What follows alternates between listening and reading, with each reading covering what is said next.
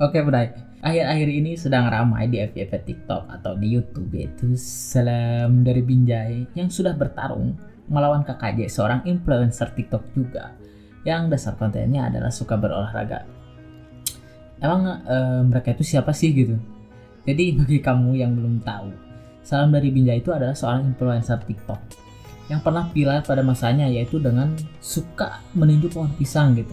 Dan pada akhir katanya selalu diakhiri dengan salam dari Binjai. Nah, nama asli konten kreator ini sebenarnya adalah Paris Fernandes gitu. Dia juga terkenal karena sempat dekat juga dengan influencer yang murah banget gitu. Ya kalian tahu lah siapa gitu. Yang sekarang tuh terkena hukum karena kasus investasi bodong. Terus KKJ itu siapa sih gitu? KKJ atau Jackson Carmela adalah seorang influencer TikTok juga yang suka pamer badan gitu dan kegiatan olahraga lah. Memang benar gitu, dia tuh laki banget badannya gitu. Mungkin kadar lemaknya juga dikit gitu sehingga otot perutnya atau abs-nya itu sering dijadikan konten. Terus dia tuh sebenarnya memang atlet beneran, yaitu atlet Muay Thai, bahkan dia seorang atlet PON gitu, perwakilan Provinsi Papua ya kalau nggak salah. Kenapa saya tahu gitu? Karena ya saya riset dulu. Untuk apa gitu? Ya untuk mengambil pelajaran apa sih gitu? Sisi positif dari kehidupan mereka.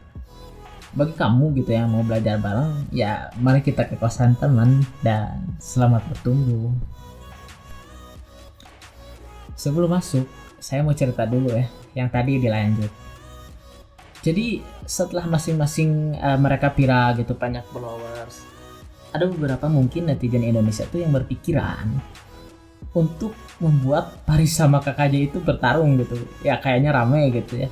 Mungkin ya awalnya cuma saling street video aja, saling saut-sautan, saling panas-panasin gitu. Namun semakin sini tuh semakin panas gitu, sehingga di situ terlihat peluang gitu. Ada sumber bisnis nih gitu bagi sebagian orang. Sehingga ada media promotor yang mempertandingkan Paris versus KKJ.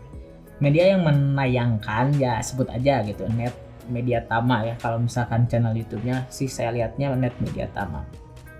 Basic Paris itu adalah tinju gitu, kalau sedangkan KKJ adalah Muay Thai. Ya di situ cukup dramatis ya, nggak nyangka gitu kalau pemenangnya itu adalah Salam dari Binjai gitu. Nah itu tuh terjadi di tahun 2022 gitu.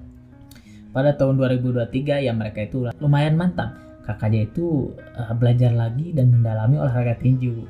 Sedangkan Paris juga sama gitu, malah konten dia tuh belajar terus tinju melawan petinju-petinju, atau bahkan haters pun dia jabanin gitu.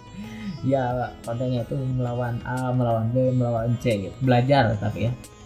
Terus mungkin melihat pada suksesnya pertandingan mereka pada tahun 2022, akhirnya ada promotor yang ingin menyelenggarakan kembali pertandingan yang sama. Kontaklah mereka agar bertarung lagi di ring tinju antara Paris dan KKJ. Dramatis lah pokoknya, kalian bisa tonton aja sendiri gitu. Di situ nggak diduga bahwa pemenangnya adalah KKJ gitu, menang dengan cara knockout atau KO ya di ronde 2. Namun, yang saya garis bawahi di sini adalah mari kita lihat bagaimana cara mereka menghadapi masalah. Contoh gini lah Paris, Bray. Dia mah dibulinya abis-abisan lah. Pas di awal gila-gilaan, disebutnya apa? Petinju pohon pisang, si Binjai lah, perusak alam lah gitu, dan masih banyak lagi lah. Terus KKJ disebutnya apa? Atlet TikTok lah, hitam lah, so ganteng lah gitu, dan masih banyak lagi. Nah, di sini juga saya menyimpulkan bahwa mereka berdua tuh mempunyai kesamaan gitu. Kesamaan apa sih?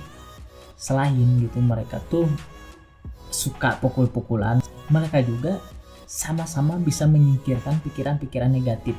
Gimana saya melihat itu? Saya melihat di podcast bersama Selos yang biasa disebut ini yang botak terkuat di bumi. Dia juga salah satu penyelenggara pertandingan Paris versus KKJ di tahun 2023. Coba aja kalian tonton.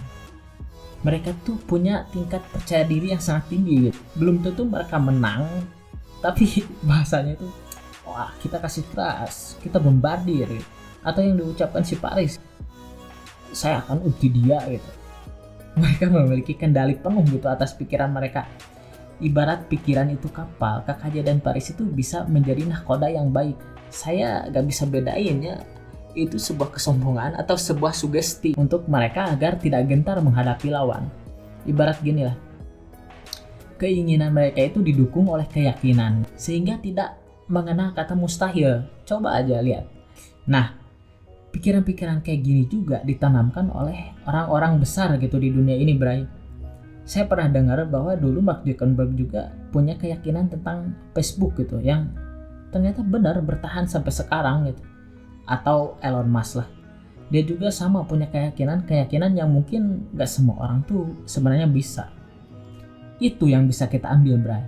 Bukan kita harus menjadi petarung tinju ya, tapi kita harus punya tekad yang minimal sama gitu kayak mereka dalam mencapai sesuatu. Ya contohnya kalau misalkan kalian sukanya pemrograman gitu, misalkan pemrograman komputer, ya ulik di situ. Atau kalian suka elektronik, ya ulik di situ, hajar aja. Atau kalian suka bermain bola gitu, coba bikin sugesti jika bola adalah narkoba, maka saya akan mati karena overdosis. Wih, ngeri gak tuh bro? Udahlah ya, kalau ada yang benar ambil aja ya. Tapi kalau misalkan ada yang salah, jangan diambil salahnya, tapi ambil pelajaran gimana supaya kamu gak salah gitu. Saya pamit undur diri dan selamat bertumbuh.